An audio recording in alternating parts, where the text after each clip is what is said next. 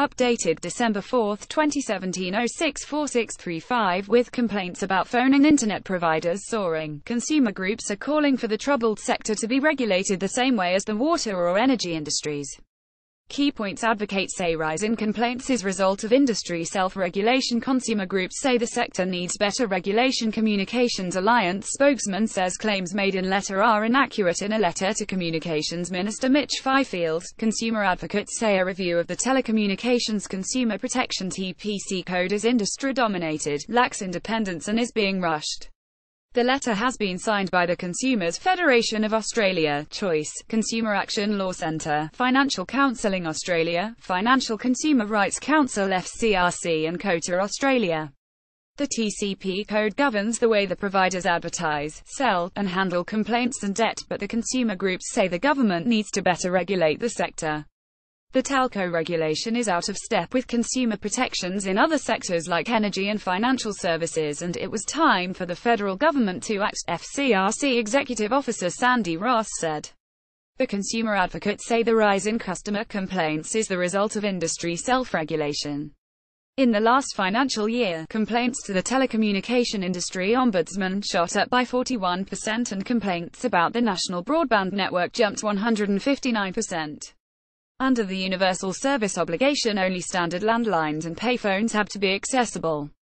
The consumer groups want Australia to follow Canada's lead, which declared broadband internet a basic telecommunications service last year.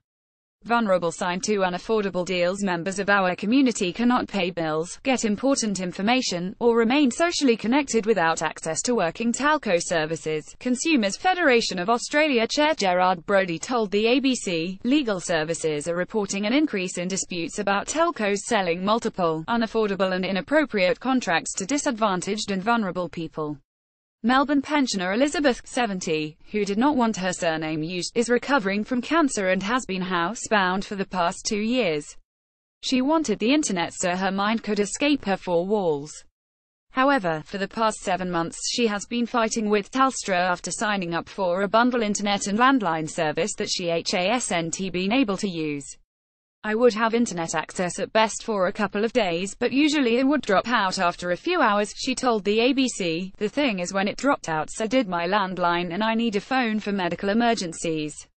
Elizabeth said she spent hours with technicians who never fixed the blasted box and was also signed up for a premium service that she couldn't afford. They would charge me for things they told me I wouldn't be charged for. No two accounts from Telstra are the same, she said. Industry says claims are inaccurate. Communications Alliance Communications CEO John Stanton says the review isn't industry-dominated, pointing the participation of representatives from the peak communications consumer body, ACCAN, industry regulators, government officials and the ombudsman. The claims made in the letter are inaccurate, he told the ABC. The TCP code process is not a self-regulatory process, it is a co-regulatory process. Mr. Stanton said the code would be enforceable on all providers and says it is neither rushed nor perfunctory.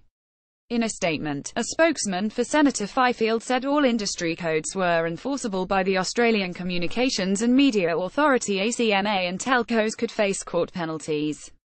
Telecommunications provider Fusionet was the latest company to be singled out by the ACMA for not properly managing customer complaints, but no penalty was issued. Senator Fifield's office said the CEOs of all major retailers and the NBN have agreed to improve the customer experience when it comes to the NBN.